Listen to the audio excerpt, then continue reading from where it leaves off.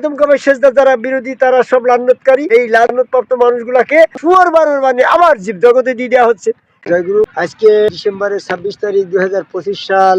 এই মুহূর্তে আমি আছি সিলেটের সাদা পাথর যে এলাকাটা, সেখানে আমরা দাঁড়িয়ে আছি। পিছনে ভারতের মেঘালয় পাহাড় সারি সারি দাঁড়িয়ে আছে। এখানে অনেকগুলা পাথর ছড়িয়ে ছিটিয়ে আছে, সাদা পাথর নামে পরিচিত।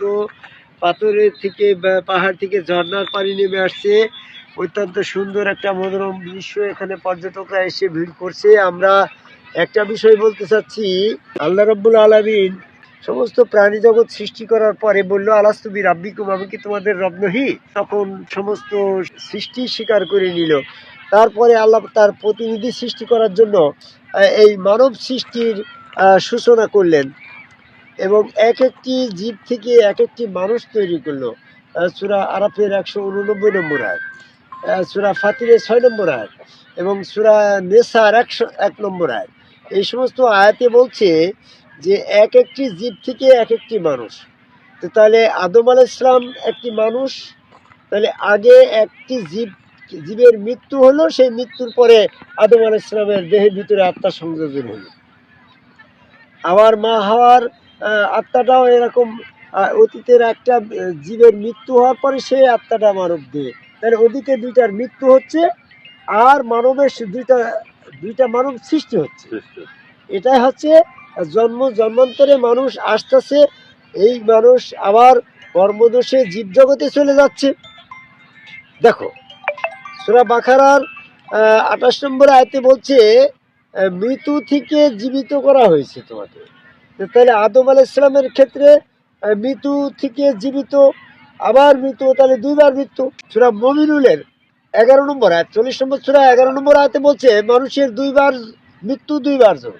তাহলে এবারে আদম আলাইহিস সালামের ক্ষেত্রে দুইবার মৃত্যু কথাটা যদি প্রমাণ করতে হয়, তাহলে আদমের সৃষ্টির আগে ওই আত্মাটার ওই জীবের একবার মৃত্যু হওয়ার পরে আদমের দেহের ভিতরে আসলো।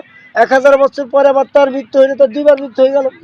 ঠিক এইভাবে ওই জীবজগৎ থেকে একটি করে জীবের মৃত্যু হচ্ছে, আবার একটি মানুষ সৃষ্টি হচ্ছে। তাই সূরা নিসার 1 নম্বর আয়াতে বললে একটি জীব থেকে একটি মানুষ। হ্যাঁ, এক একটি জীব থেকে একটি মানুষ। আমরা এই জীব জগতে ছিলাম, এখন আমরা মানব কুলে আছি। কর্মদোষে আবার জীব জগতে চলে যেতে পারি, আবার ভালো কর্ম হলে ইল্লিন জগতে চলে যাব।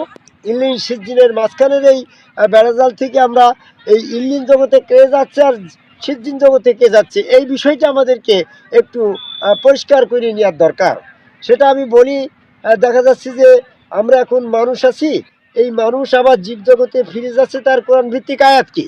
সূরা মায়দার 60 নম্বর আয়াতে বলছে যাদের প্রতি আল্লাহ রাগান্বিত তাদের কতককে শুয়োর কতককে বানর বানানো হচ্ছে। তাহলে একটি মানুষ মৃত্যুর পরে আবার শুয়োর বানর হয়ে যাচ্ছে। তো কি কারণে আল্লাহ কারে পরে লান্নত দেয়? যে আদম সেজদা করে না, ইবলিস তারপরে লান্নত দিছে। আদম সেজদাকারী একজন ব্যক্তি যদি লান্নত প্রাপ্ত না হয়, তাহলে ইবলিস তো এখানে এসে দাবি করবে যে আল্লাহ, আমি আদম কাবে আল্লাহকে সেজদা করলাম না, আমাকে লান্নত দিলে। ওই তাবলিগ আলা হাজি সাহেব, জামাত ইসলাম চরমনা, ফুরফুরা, মানিকগঞ্জ, আটুজি, হিজবুতাই, হেফাজত ইসলাম, কাদিয়ানি, টুপি পাগড়ি, জুব্বাদারা, মস্কাটা, এই সমস্ত 5 ওয়াক্ত জুমা জামাতধারী, এটা তো কেউ আদম সেজদা করে না। তো ওদের কেন লান্নত দেওয়া হবে না? আর তো তাই বলে ওদের যদি লান্নত না দাও, তাহলে তোমার ন্যায় বিচার প্রশ্নবিদ্ধ হয়। তাহলে এই সমস্ত আদম কাবার সেজদা যারা বিরোধী তারা সব লান্নতকারী। এই লান্নতকারী মানুষগুলাকে, লান্নতপ্রাপ্ত মানুষগুলাকে শুয়োর বানর বানিয়ে আবার জীব জগতে দিয়ে দেওয়া হচ্ছে। এই জন্য যারা আদম কাবার সেজদা করছে তাদের মৃত্যুর পরে কারা লান্নতকারী কাফের, তাদের পরীক্ষা করার জন্য আল্লাহ পাকের পা উন্মোচন করে সেখানে আদম সেজদা পরীক্ষা করা হবে। তোমার নামাজ, রোজা, হজ, যাকাত, ফনি, ফাস্ট, এই সমস্ত তো এই 5 ওয়াক্ত নামাজের আযানের সাথে এগুলো তো একটা পরীক্ষায় আসছে না, আসছে তো তোমার আদম সেজদা। এই আদম সেজদা না করলে লান্নত, আর আদম সেজদা করলে ইল্লিনে চলে যাচ্ছে। যারা ইল্লিন জগতে যাচ্ছে তারা আহার প্রাপ্ত হচ্ছে। সূরা বাকারা 154 নম্বর আয়াতে বলছে যারা আল্লাহর পথে কতর হয়, আল্লাহর পথে মৃত্যুবরণ করে, যারা আদম কাবার সেজদা করিয়ে ফেরেশতার দলভুক্ত হয়ে গেল। আদম সেজদা আল্লাহর পছন্দের, তাহলে আদম সেজদা করিয়ে তারা আল্লাহর দলভুক্ত হয়ে গেল। আল্লাহর দলের ভিতরে থেকে যারা মৃত্যুবরণ করে তারা তো জীবিত থাকে গো। সূরা ইমরান 169 নম্বর দেখো, তারা আহার প্রাপ্ত। তাহলে ইল্লিন জগতে যাওয়া এবং সিজ্জিন জগতে যাওয়ার মিডিয়া হচ্ছে আদম সেজদা। জি আদম কাবে আল্লাহকে সেজদা যারা করলো তারা মৃত্যুর পর আল্লাহর পায়ে সেজদা করে সূরা কালামের 82 নম্বর আয়াত তারা ইলিনে চলে যাচ্ছে। আর যারা সেজদা করে না তারা লানতপ্রাপ্ত ছিল প্রমাণিত হয়ে তারা আবার শুয়োর বানরে চলে যাচ্ছে। সূরা ওয়াকিয়ার 61 নম্বর আয়াতে দেখা যাচ্ছে যে আদম সেজদার মাধ্যম দিয়ে তারা পরিপূর্ণতা অর্জন না করছে, তারা আবার মানব জগতেই মানুষ হয়ে ফিরে আসছে। তাহলে বর্তমানের মানব সমাজ মৃত্যুর পরে তিনটা ধারে চলে যাচ্ছে। একটা আদম সেজদা করে ইলিন জগৎ চলে যাচ্ছে, একটা আদম সেজদার পরিপূর্ণতা না থাকার কারণে আবার তারা মানব জগতে চলে আসছে সূরা ওয়াকিয়ার 61 নম্বর আয়াত। এবং আদম সেজদা তারা একেবারেই করে নাই, তারা আদম সেজদা করতে ব্যর্থ হওয়ার কারণে লান্নতপ্রাপ্ত ছিল, তাই তারা শুয়োর বানর হয়ে যাচ্ছে। তাহলে এক একটি জীব থেকে এক একটি মানুষের জন্মান্তরে আমরা ঘুরছি। এই কাফেররা রোজ কিয়ামত পর্যন্ত আলমে বর্জকে থাকবে সূরা মুমিনুল 100 নম্বর আয়াত। এই জন্য কবরের আযাবের কথাও ভিত্তিহীন, এটাও কোরআনে নাই।